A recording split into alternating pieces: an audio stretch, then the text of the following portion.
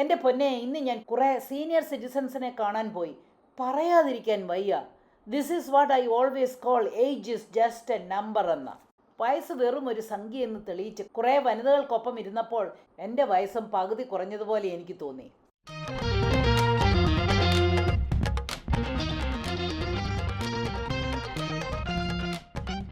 Hi guys, എല്ലാവർക്കും നമസ്കാരം. ഞാൻ ആലിസ് മാത്യു. കഴിഞ്ഞ ദിവസം കോട്ടയം YWCAയുടെ സീനിയർ മീറ്റിന് ഞാൻ ചീഫ് ഗസ്റ്റ് ആയിരുന്നു. ആ വിവരങ്ങൾ പറയാതിരിക്കാൻ വയ്യ കേട്ടോ. കോട്ടയം YWCAയിൽ ഒരു ഗസ്റ്റ് സ്പീക്കറായി പോകുക എന്നത് എനിക്ക് ഒത്തിരി അഭിമാനാർഹമായ ഒന്നാണ്. കാരണം കോട്ടയം എൻ്റെ സ്വന്തം നാടാണ്.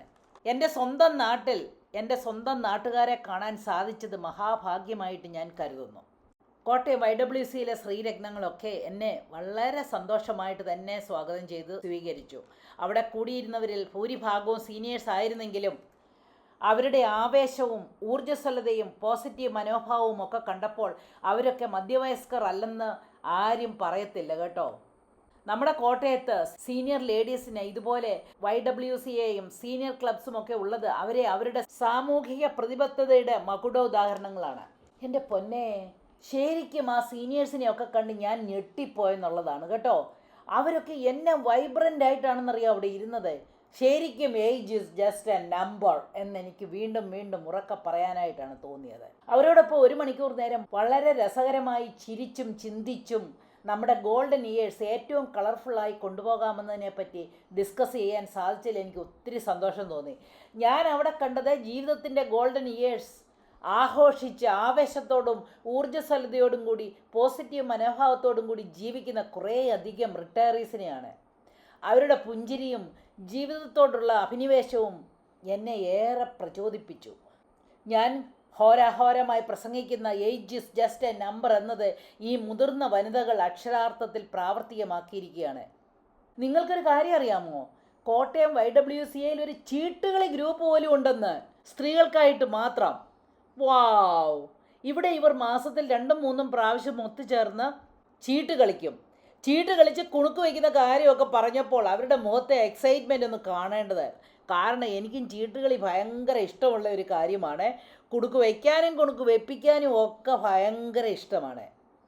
എനിക്ക് നമ്മുടെ കേരളത്തെ ഓർത്ത് ശരിക്കും അഭിമാനം തോന്നിയ നിമിഷങ്ങളാണ്. കാരണം നമ്മുടെ കേരളം ഒരുപാട് പുരോഗമിച്ചിരിക്കുന്നു. പ്രായമായവരെ ശരിക്കും അവരുടെ ഗോൾഡൻ ഇയേഴ്സ് എൻജോയ് ചെയ്യിപ്പിക്കാൻ വേണ്ടി YWCAയും അതുപോലെയുള്ള അനേകം സീനിയർ സിറ്റിസൺസ് ക്ലബ്ബുകളുമുണ്ട്. ഈ വക സൗകര്യങ്ങളൊക്കെ ഇത്രയും വിശാലമായി അമേരിക്കയിൽ കണ്ടിട്ടില്ല കേട്ടോ. അമേരിക്കയിലും സീനിയർ സിറ്റിസൺ ക്ലബ്സും എക്സർസൈസും ആക്ടിവിറ്റീസും ഒക്കെ ഉണ്ട്.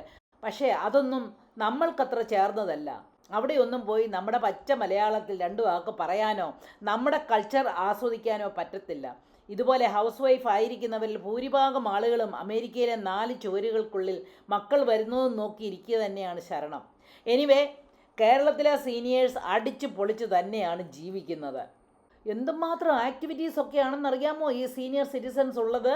അവരൊരു ശരിക്കും ഒന്ന് മനസ്സ് വെച്ചാൽ മാത്രം മതി ഇതുപോലെയുള്ള ക്ലബ്ബുകളിലൊക്കെ അംഗമാകാൻ സാധിക്കും. അതുപോലെ അവരുടെ ഈ ഗോൾഡൻ ഇയേഴ്സൊക്കെ ശരിക്കും സന്തോഷമായിട്ട് മുന്നോട്ട് കൊണ്ടുപോകാനായിട്ട് സാധിക്കും. അതുപോലെ തന്നെ ഇപ്പോഴെങ്കിലും ഞങ്ങൾക്ക് തിരിച്ച് നാട്ടിൽ വരാൻ കഴിഞ്ഞല്ലോ എന്നതിൽ ദൈവത്തിന് നന്ദി പറയുകയാണ്. ചെറിയ കാര്യങ്ങളിൽ സന്തോഷം കണ്ടെത്തുക, നന്ദിയോടെ ജീവിക്കുക, ഏത് സാഹചര്യത്തിലും പോസിറ്റീവ് മനോഭാവം നിർത്തുക, അതുപോലെ തന്നെ നമ്മൾ ഹോപ്പ്ഫുള്ളായിരിക്കുക, നാളെ നല്ലൊരു ദിവസമാകട്ടെ എന്ന് ഹോപ്പ് ചെയ്യുക എന്നീ വിഷയങ്ങളെ ആസ്പദമാക്കി ഞങ്ങൾ ഒരുമിച്ച് സംസാരിച്ചു.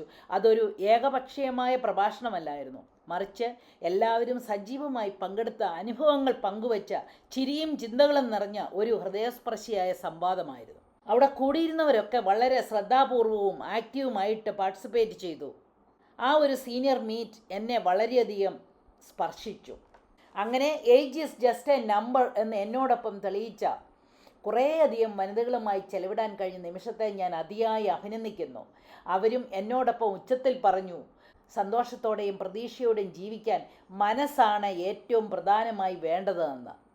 കോട്ടയത്തെ YWCA ചെയ്ത ഇത്രയും മഹനീയമായ പ്രവൃത്തിയെ ഞാൻ അങ്ങേയറ്റം അഭിനന്ദിക്കുന്നു. ഈ മനോഹരമായ അവസരം നൽകിയ YWCA കോട്ടയത്തിന് എൻ്റെ ഹൃദയം നിറഞ്ഞ നന്ദി. വീണ്ടും നിങ്ങളെയൊക്കെ കാണാനും നിങ്ങളോടൊപ്പം സമയം ചെലവഴിക്കാനും ഇടയാവട്ടെ എന്ന് പ്രാർത്ഥിച്ചുകൊണ്ട് നിർത്തട്ടെ. Bye, take care.